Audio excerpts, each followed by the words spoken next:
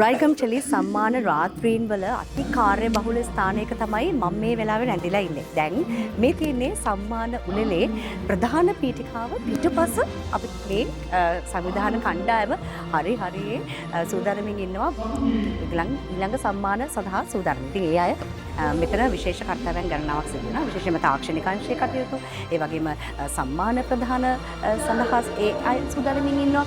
ඒ විතරක් නෙවෙයි අපේ නිවේදක නිවේදිකාවන් මේ හැමෝම රැඳිලා ඉන්නේ මේ ස්ථානේ. හසිත ඉන්නවා විශේෂ කෙනෙක් එක්ක මේ වෙලාව අපි බලමු එයා කාටද කතා කරන්න සූදානම් වෙන්නේ කියලා. ඔව් චානු කිව්වා වගේ මං ඉන්නේ විශේෂ පුද්ගලයෙක් එක්ක විශේෂම මේ රයිගම් සම්මාන උළෙල සංවිධානය කරද්දී ඔහු තමයි මෙතන මුළු පොට්ටුවේ ඉඳගෙන සියලුම හැසිරීමේ කටයුතු කරන්නේ. රයිගම් සමූහ ව්‍යාපාරයේ ජ්‍යෙෂ්ඨ අධ්‍යක්ෂ ජනක අමරසිංහ මහත්මයා. ජනක මහත්මයාව මට දෙතුන් වතාවක්ම හම්බෙලා තියෙනවා. මේ විදියම තමයි මෙතෙන්දිම හම්බෙලා තියෙනවා. මං හිතන්නේ දවස් ගණනාවක මහන්සියට ප්‍රතිඵලයක් තමයි මේ බුද්ධ විඳින්න ඉන්නේ. ඔච්චර අමාරුද මේ වැඩේ කරන්න කියලා කියන්න පොඩ්ඩක්. ඔව්.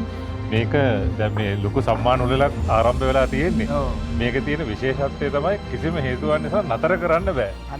ඒ නිසා අපි මේ පටන් ගත්තාම මේ උළෙල ඉවර වෙනකන් එක දිගට කරගෙන යන්න ඕනේ. ඒකට අපිට පිටපතක් තියෙනවා. ආරම්භ කරන්න වෙලාවක් තියෙනවා, අවසන් කරන්න වෙලාවක් තියෙනවා.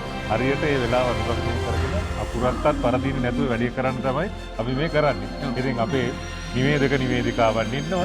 අපි එක වැඩසටහනක් ඉවරනට පස්සේ මෙතෙන්දී කතා කරනවා ඊළඟ එක ඉදිරිපත් කරන්නේ කොහොමද කියලා. ඒකම මෙතන සූදානම් කරලා තියෙනවා අපේ සම්මාන ප්‍රදානය සඳහා තියෙන සම්මාන ටික. ඒ විතරක් නෙවෙයි අපේ මේ ඊළඟට කලාකරුවෝ ඉන්නවනේ මේ ඊළඟ අයිටම් එක ඉදිරිපත් කරන්න. ඔඩි මල්ලි ඊළඟ එකට එලා ඇස්තිලා ඉන්නේ. ඔව්. මේක හැමදෙස්සම ආපු දැනක් නේ. ඔන්න වේදිකාව යන්න අවස්ථාව ලබා දෙන්න සම්මානය පැටලෙන්නේ නැද්ද කවදාවත්? නෑ සම්මාන පැටලෙන්නේ නෑ. මොකද අපි මේ හරියට ලයිස්තුවක් හදාගෙන තියෙනවා.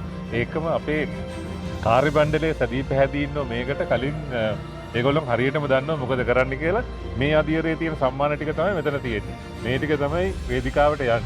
ඉතින් මේ පැත්තෙන් ඉඳලා බලන ලස්සන වගේ නෙමෙයි මේ පැත්ත දිහා බැලුවා. යුද පිටියක් වගේ තියෙන්නේ. සම්පූර්ණයෙන්. ඉතින් මේ ඇත්ත වශයෙන්ම ලේසි පහසු කාර්යයක් නෙමෙයි මේ සම්මාන උළෙලක් සංවිධානය. දැන් අද දවසේ කතාව නෙවතුමාවේ කිව්වේ. මම දැන් පහුගිය දවස් ටිකේ එච්ච මහන්සි. ඔව් මාස ගාණක් තිස්සේ මේකට මහන්සි වුණා. මේ තවත් කැලලක් හදලා තියෙනවා මේ අපේ සෝෂල් මීඩියා හරහා මේ වෙලාවේ ලයිව් ටෙලිකාස්ට් එකක් යනවා. මේ ලයිව් ටෙලිකාස්ට් එක මෙතනින් තමයි සිද්ධ වෙන්නේ.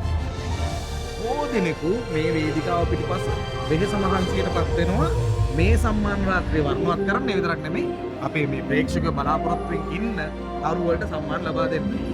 කොහොමත් ස්තුතියි මෙවැනි සම්මාන සංවිධානය කිරීම. ඔව් මේ අර එහා පැත්තේ වෙන දේ නම් හැම දිනාටම පේනවා. මේ පැත්තත් පෙන්වන එක හොඳයි. මොකද මේ රයිගම් ටෙලි සම්මානවල අර තිරේ දකින්න නළු නිළිය විතරක් නෙමෙයි පිටිපස්සේ ඉන්න කැමරා ශිල්පීන්, සවුන්ඩ් රෙකෝඩර්ස් ඒ වගේ අයත් අපි සම්මානයට පාත්‍ර කරනවා. ඉතින් මේ පැත්ත වගේම මේ පැත්ත ගැන කතා කරන එකත් හොඳයි.